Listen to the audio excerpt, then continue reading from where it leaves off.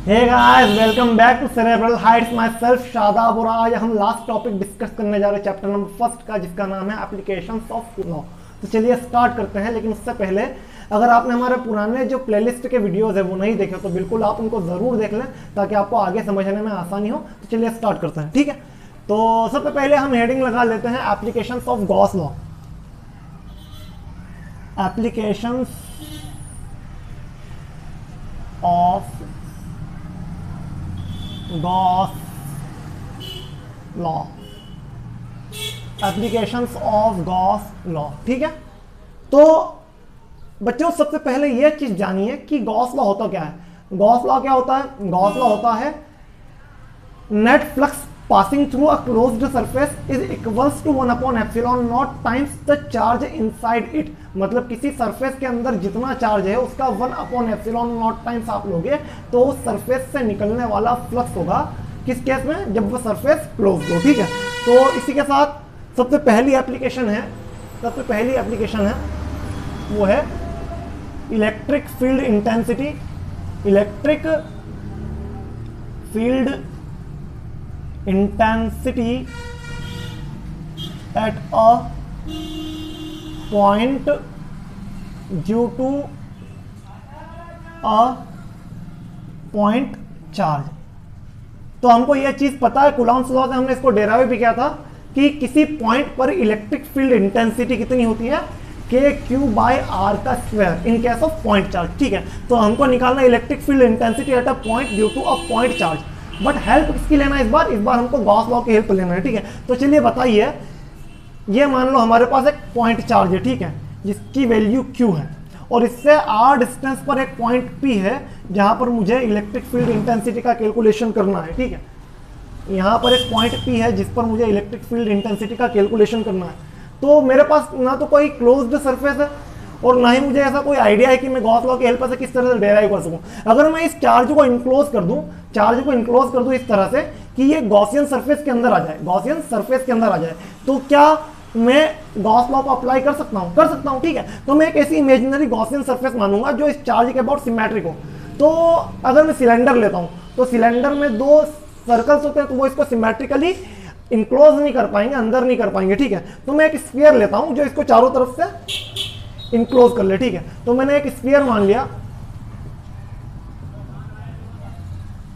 क्या शानदार है, एक स्फीयर मान लिया, ठीक है, चारों तरफ से इसको इनक्लोज कर लिया। ये अब सेंटर पर आ गया। सोचो ये कहां पर आ गया? सेंटर पर आ गया। अब हमको पता है कि ये गॉसियन सरफेस बन गई, इमेजिनरी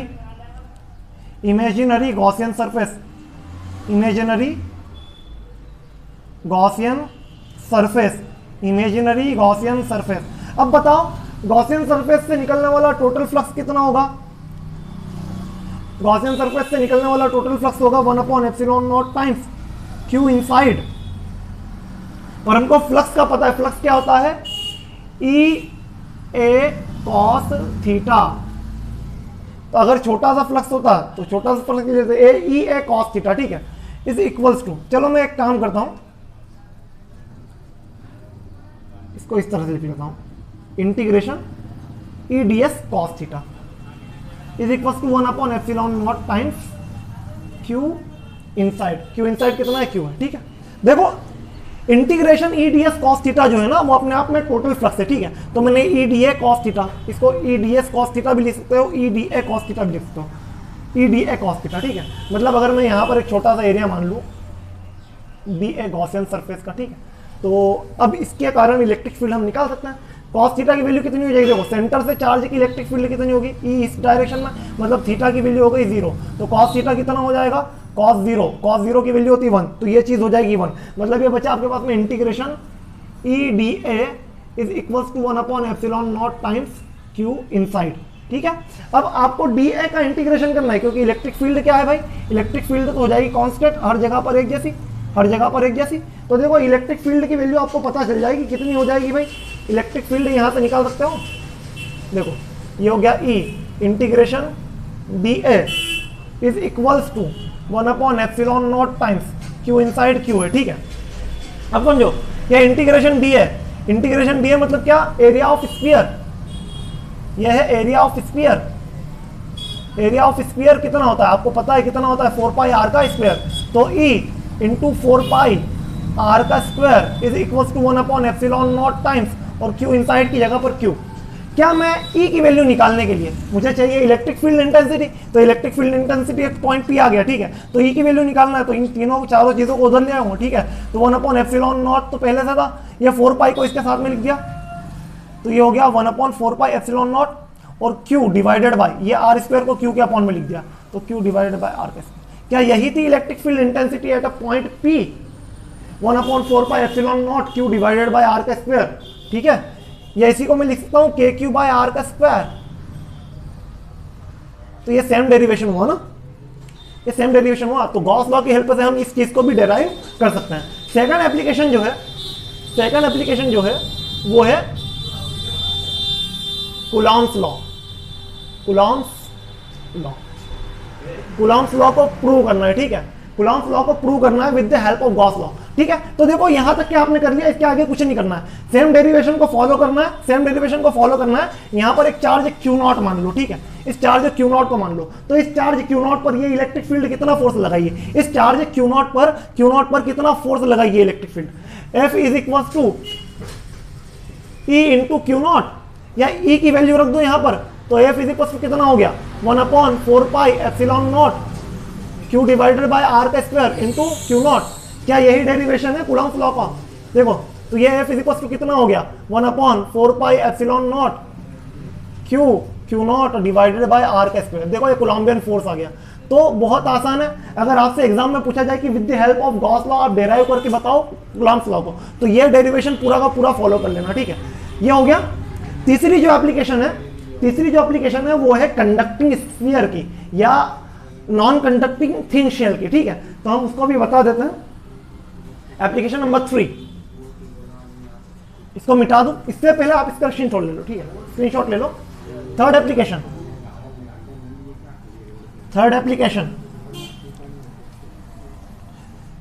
एप्लीकेशन है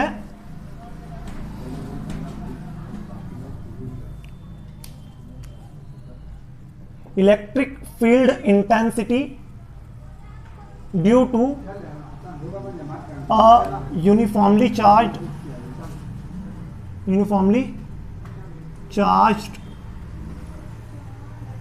conducting sphere,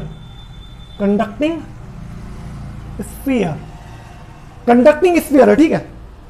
कंडक्टिंग मतलब क्या, जिसके अंदर नंबर ऑफ फ्री इलेक्ट्रॉन्स बहुत ज्यादा। तो अगर आप इस किसी कंडक्टिंग स्फीयर को बहुत सारा चार्ज दे दो, ठीक है, अंदर दे दो या चाहे कहीं पर भी उसके चार्ज दे दो, सारा का सारा चार्ज कहाँ पर आ जाएगा, सरफेस पर। मतलब अंदर कोई भी चार्ज नहीं होगा, उसके अंदर कोई भी चार्ज नहीं होगा, ठीक है। तो सेम चीज अगर मैं यहाँ पर बना दूं, ये आपके पास में यूनिफॉर्मली चार्ज एक स्फीयर है, यूनिफॉर्मली चार्ज स्फीयर है, ठीक है। इसके अंदर भी आपने चार्ज दिया तो सारा का सारा चार्ज कहाँ पर आ जाएगा, सरफेस पर आ जाएगा। इस तरह से सारा का सारा चार्ज कितना आ गया, सरफेस पर, कहाँ आ गया, सरफेस पर आ गया, ठीक है। सारा का सारा चार्ज आ गया सरफेस पर, मतलब अंदर से ये बिल्कुल चार्जलेस है, ठीक है। इसकी रेडियस मैंने मान ली r है, ठीक है। मैं यहाँ पर वो चीज लिख देता हूँ, सिंस स्फीयर इज कंडक्टिंग, चालक है भाई, conducting, therefore entire charge resides on the surface, मतलब सारा का सारा चार्ज कहां पर रहेगा, सरफेस पर रहेगा। सारा का सारा चार्ज कहां पर रहेगा, सरफेस पर रहेगा, ठीक है। कैसा है भाई, कंडक्टिंग है, सारा का सारा चार्ज कहां पर रहेगा, सरफेस पर रहेगा। कंडक्टिंग है तो चार्ज कहां पर रहेगा, सरफेस पर रहेगा। ये चीज आप याद कर लो, ठीक है। कंडक्टिंग के केस में सारा का सारा चार्ज उठकर कहाँ जाता है, सरफेस पर, चाहे आप अंदर चार्ज दो चाहे उसके बाहर चार्ज दो, ठीक है। सारा का सारा चार्ज आ गया सरफेस पर, मतलब इसके ऊपर टोटल चार्ज हमने मान लिया कि Q है, तो सारा का सारा चार्ज कहाँ पर है, उसकी पूरी सरफेस पर बिखरा हुआ है, ठीक है। अब समझो, अब इसके अंदर तीन केस बन सकते हैं। एक तो इस स्फीयर की वजह से बाहर की तरफ इलेक्ट्रिक फील्ड कितनी होगी, इस स्फीयर की वजह से स्फीयर की सरफेस पर कितनी होगी, और इस स्फीयर की वजह से स्फीयर के अंदर कितनी इलेक्ट्रिक फील्ड होगी, ठीक है। तो हम तीनों केस करते हैं। तो तीनों केस में सबसे पहला केस नंबर फर्स्ट, व्हेन, चलो यहां पर आउटसाइड स्फीयर, देखो ये आपके पास में कंडक्टिंग स्फीयर है, ठीक है, जिसकी रेडियस r है, समझो ये इस तरह से आपके पास में कंडक्टिंग स्फीयर है जिसकी रेडियस कितनी है, कैपिटल R।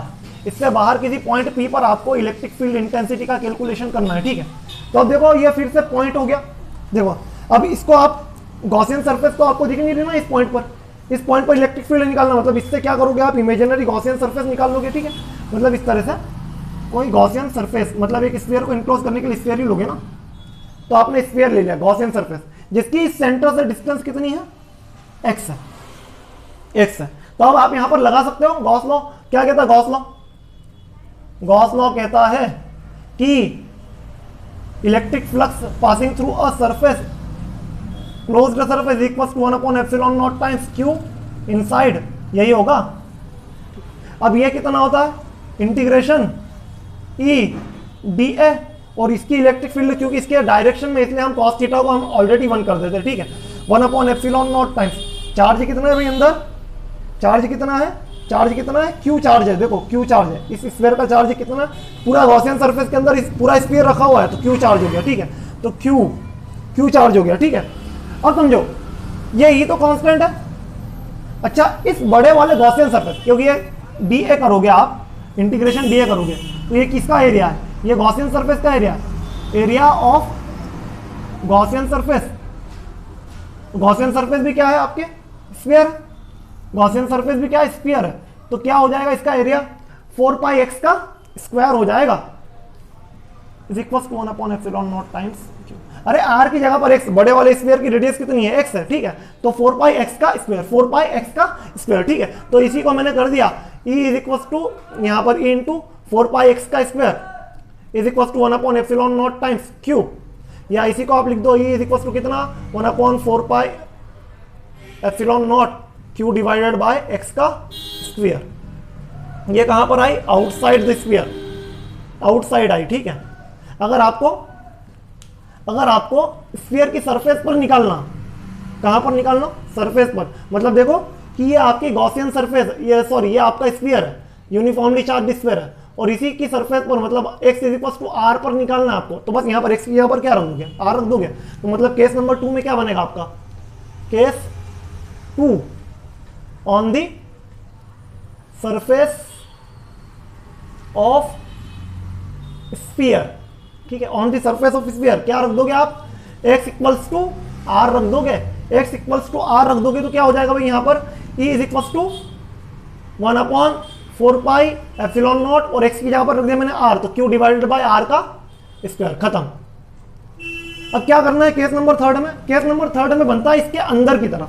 अब इसके अंदर की तरफ इलेक्ट्रिक फील्ड, मतलब मान लो कि कहीं यहाँ पर इलेक्ट्रिक फील्ड निकालना है इस पॉइंट पर, तो सोचो इस सरफेस के ऊपर चार्ज है, ठीक है, अंदर मैंने गॉसियन सरफेस बना दिया, गॉसियन सरफेस तो है लेकिन क्या चार्ज है, चार्ज है क्या इसके अंदर, चार्ज है तो सारा का सारा बाहर है।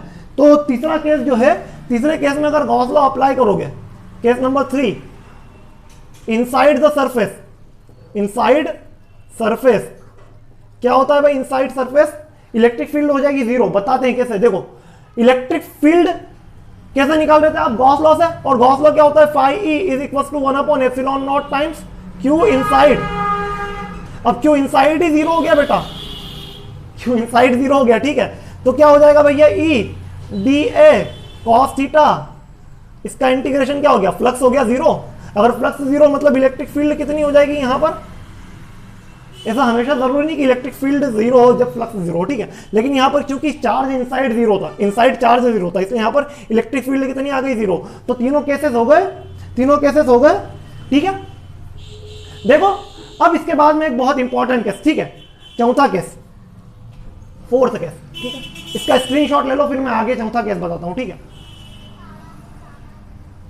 चलो तो चौथा केस यहां पर नॉन कंडक्टिंग स्फीयर का है, ठीक है, नॉन कंडक्टिंग स्फीयर। देखो केस नंबर फर्स्ट और केस नंबर सेकंड, ये दोनों केसेस सेम रहेंगे, क्योंकि देखो अब इस केस में क्या होगा, इस केस में क्या होगा कि सारा चार्ज जो है वो सरफेस पर नहीं होगा, नॉन कंडक्टिंग है ना, नॉन कंडक्टिंग है तो अंदर भी चार्ज होगा। पहले क्या था, कंडक्टिंग था, मतलब सारा का सारा चार्ज उठकर कहां पर आ जा रहा था, सरफेस पर आ जा रहा था, लेकिन अब पूरे वॉल्यूम में चार्ज फिला हुआ है। अब पूरे वॉल्यूम में चार्ज फैला हुआ है, किसमें फैला हुआ है? पूरे वॉल्यूम में, ठीक है। तो पूरे वॉल्यूम में चार्ज फैला हुआ है, इसलिए यहां पर आप ये यूज नहीं कर सकते, ठीक है, सारा चार्ज सरफेस पर। अब चार्ज पूरे वॉल्यूम में फैला हुआ है, तो पहले केस दो तो सेम रहेंगे, पहले के दो केस तो सेम रहेंगे, ठीक है, क्योंकि चार्ज गॉसियन सरफेस के अंदर आ गया। सेकंड केस में भी गॉसियन सरफेस आप सरफेस के ऊपर बनाओगे तब भी सेम हो जाएगा, ठीक है। लेकिन थर्ड केस, ठीक है, थर्ड केस में क्या होगा कि अब आपने अंदर कहीं पर पॉइंट पी माना जहां पर आपको इलेक्ट्रिक फील्ड इंटेंस, तो x इज इक्वल टू कितना, अच्छा मैं क्या बता रहा था, थोड़ा डिस्टर्बेंस आ गई, ठीक है, मैं फिर से बताता हूं, ठीक है। आपने क्या किया कि इस सरफेस के अंदर सरफेस के अंदर एक गॉसियन सरफेस माना, ठीक है, ये वाला। तो अब देखो स्फीयर छोटा हो गया, अब थोड़ा सा चार्ज बाहर भी है और थोड़ा सा चार्ज अंदर भी है, मतलब मैं गॉसियन सरफेस बना लूं इस तरह से, ये गॉसियन सरफेस है, इसके अंदर कुछ चार्ज है, ठीक है, लेकिन अब रेडियस कितनी है इसकी, अब इसकी रेडियस है x, चार्ज इसके अंदर भी, ठीक है।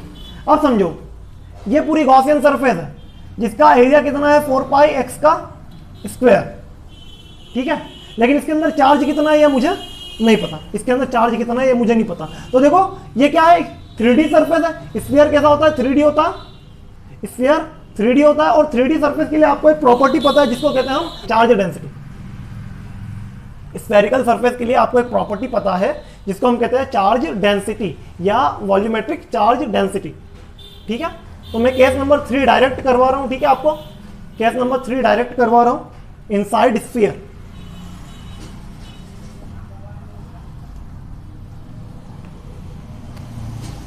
इनसाइड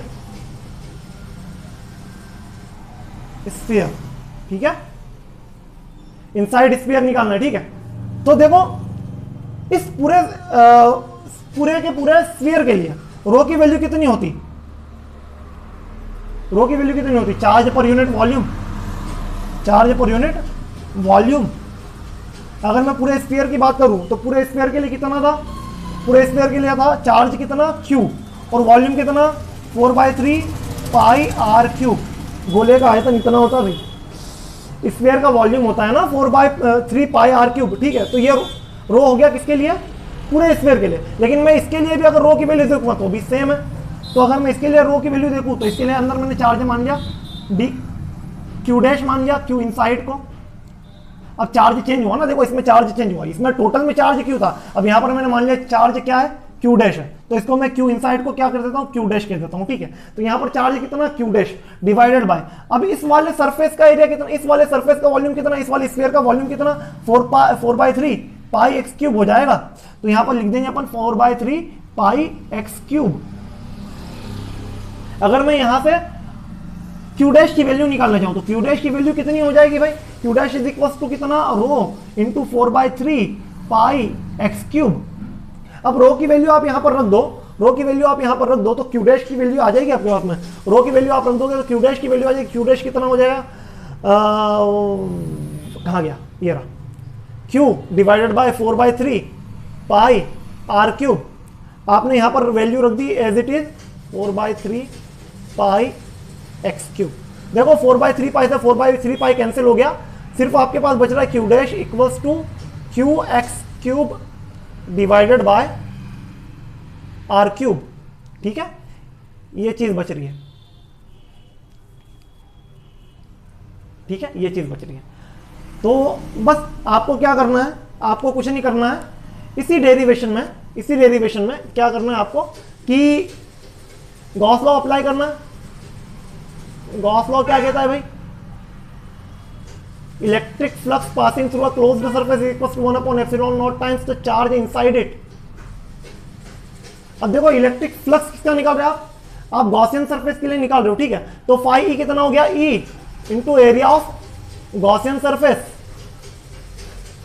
1/ε0 टाइम्स क्यू इनसाइड कितना क्यू डैश है। अब गॉसियन सरफेस क्या, ये स्फीयर है, इसका एरिया कितना 4πx का स्क्वायर, तो E is equals to 4πx का square is equals to 1/ε0 times, और क्यू डैश की वैल्यू आपके पास में Q x cube divided by are cube, ठीक है। ये 4πx स्क्वायर अपॉन में आ जाएगा। तो देखो ये क्या बचेगा 1/4πε0, इसके साथ में मल्टीप्लाई में लिख दिया, और ये एक्स स्क्वायर आ जाएगा डिवाइड में, तो Q x cube divided by x square r cube, ठीक है। तो एक्स स्क्वायर से ये कट गया एक बार में, तो ई की वैल्यू आ रही भाई आपके पास में 1/4 epsilon naught Q x divided by are cube, ठीक है। तो ये नॉन कंडक्टिंग के लिए है, ठीक है। ये किसके लिए है? नॉन कंडक्टिंग में, नॉन कंडक्टिंग स्फीयर के लिए। तो एक लास्ट एप्लीकेशन हम इसका देख लेते हैं, इसके बाद हम आगे बढ़ते हैं नए चैप्टर की तरफ, ठीक है। ये लेक्चर के बाद में हमारा फर्स्ट चैप्टर कंप्लीट हो जाएगा, ठीक है। तो फिफ्थ एप्लीकेशन जो है वो है आपका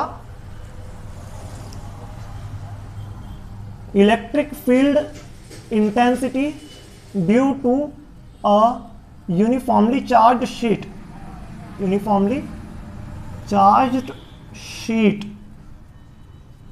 ठीक है। तो यूनिफॉर्मली चार्ज शीट मतलब क्या है कि एक 2D सरफेस है, शीट है, ठीक है। उसके ऊपर चार्ज एक जैसे फैला हुआ है, 2D सरफेस पर चार्ज एक तरह से फैला हुआ है, ठीक है। आपको उसकी वजह से इलेक्ट्रिक फील्ड इंटेंसिटी निकालना है, किसी पॉइंट पर कितनी होती है। चलो तो हम बना लेते हैं सरफेस पहले, ठीक है। मान लो कि यूनिफॉर्मली चार्ज शीट है, इसके ऊपर सब तरफ पॉजिटिव चार्ज है या नेगेटिव चार्ज इस तरह से बिखरा हुआ है। अब प्रॉब्लम क्या है कि आपको गॉस लॉ लगाना है, और गॉस लॉ सिर्फ क्लोज्ड सरफेस के लिए है, लेकिन ये सरफेस कैसी हो गई भाई? ये हो गई ओपन सरफेस। अब आपको कुछ ऐसा एरिया, ऐसा सरफेस लेना पड़ेगा, जो इसको पूरी तरह से पैक कर सके। तो 2D सरफेस को पैक करने के लिए आप स्फीयर को ले नहीं सकते, ठीक है। स्फीयर के अंदर पैक करोगे तो वो हार्ड हो जाएगा आपके लिए, ठीक है। आपको आसानी के साथ में गॉस लॉ का एप्लीकेशन लगाना है, ठीक है। तो आप क्या करते हैं? आप करते हैं कि यहाँ पर एक सिलेंडर ले लेते हैं जो इसको इतने एरिया में काट रहा है, ठीक है। इतने एरिया में, जिसका क्रॉस सेक्शनल एरिया हो गया ए, और इसके अंदर जो चार्ज आया वो चार्ज, ठीक है। अच्छा, इसकी सरफेस चार्ज डेंसिटी थी सिग्मा, ठीक है। इसकी सरफेस चार्ज डेंसिटी थी सिग्मा। तो अब आपके पास में ये सिलेंडर के अंदर चार्ज कितना आ रहा है? सिर्फ इतना आ रहा है। देखो, मैं अगर ये सिलेंडर बना लूं, ये गॉसियन सरफेस हो गया, क्लोज्ड हो गया ना। अब देखो, और इसके अंदर ये जो है, यहां पर सिर्फ चार्ज है। कितना चार्ज है मुझे नहीं पता, इसको मैंने क्यू डैश चार्ज मान लिया, ठीक है। तो आप इससे निकाल सकते हो ना, सिग्मा क्या होता है? सिग्मा होता है चार्ज पर यूनिट एरिया। तो यहाँ पे आप इसका एरिया आपको पता है, क्रॉस सेक्शनल एरिया ए है, तो इधर का भी ए होगा, और इसका हम मान लेते हैं कि ए डैश है, ठीक है। 3 सरफेस है, तो टोटल फ्लक्स कितना हो जाएगा? देखो यहाँ से पहले तो चार्ज की हम बात करें, तो चार्ज कितना हो गया? Sigma is equal to Q is equal to कितना हो गया? सिग्मा इंटू ए हो गया, ठीक है। क्यू इज इक्वल टू कितना हो गया? सिग्मा इंटू ए हो गया। क्यू इज इक्वल टू कितना हो गया? सिग्मा इंटू ए हो गया, ठीक है। तो ये आ गया चार्ज आपके पास में। अब इस चार्ज से आपको क्या निकालना है? इस चार्ज से आपको फ्लक्स निकालना है, ठीक है। अच्छा बताओ, गॉस लॉ क्या कहता है? Total flux equals to 1/ε0 times Q inside, यही कहता है ना। बट प्रॉब्लम क्या है? प्रॉब्लम यह है कि हमारे पास टोटल फ्लक्स इन 3 सरफेसेस की वजह से, ठीक है। तो देखो, 3 सरफेसेस की वजह से क्या φ1 प्लस φ2 प्लस φ3 कह देता हूं, ठीक है। मैं देखो, एक सरफेस ये, एक सरफेस ये, और एक सरफेस ये, ठीक है। तो देखो, ये वाली सरफेस का एरिया चार्ज के परपेंडिकुलर है, तो इसका फ्लक्स तो हो जाएगा 0। थर्ड वाली सरफेस का हो जाएगा 0, पर φ1 और φ2 बचेंगे, ठीक है। तो देखो, φ1 की बात करूं तो E into A plus E into A, flux ये होता है electric field into area vector, electric field into area vector, ठीक है। इज इक्वल टू 1/ε0 टाइम्स, और चार्ज इनसाइड कितना था? Sigma into A. तो देखो ये क्या बना? 2EA equals to 1/ε0 times sigma A. ये ए से ए कैंसिल, इलेक्ट्रिक फील्ड की वैल्यू आ रही भाई सिग्मा डिवाइडेड बाय 2/ε0 टाइम्स, ठीक है। मतलब it is irrespective of size and shape of the sheet. चाहे शीट का शेप कैसा भी हो, चाहे शीट का साइज कैसा भी हो, उसकी इलेक्ट्रिक फील्ड उसके आसपास इतनी होगी, कितनी